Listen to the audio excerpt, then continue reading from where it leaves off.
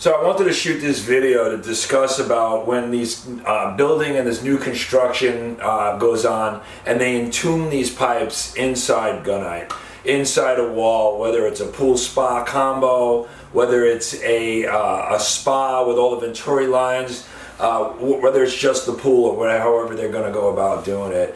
When they entomb these pipes and there's a problem, if there's a leak in the pipe, if a fitting slips, if there's something that goes on, think about what we need to do as a leak detectors and repair guys. We need to literally chip into that entombment, which is chipping into the shell of the actual pool. When we chip into a shell of an actual pool, we compromise the structure.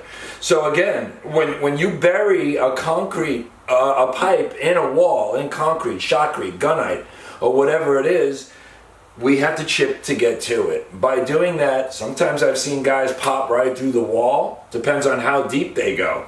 You got to be really careful of this. Another issue that we run into is when guys shoot a pool, that concrete is extremely hot. Or when they pour it, or when it's gunite, shotcrete again, or poured concrete. It's extremely hot. And what happens is these pipes could actually melt. We're going to show you a bunch of pictures right here. Well, we had to go back into a thick gunite entombment, and where you see all these purple primer fittings, this is where the pipes actually melted. So in some cases, when you can't get away with it, in a spa or if it's in a structure that it has to be entombed, you need to keep water flowing through that pipe so that it cools it down and it doesn't cause an actual leak. We see it all the time.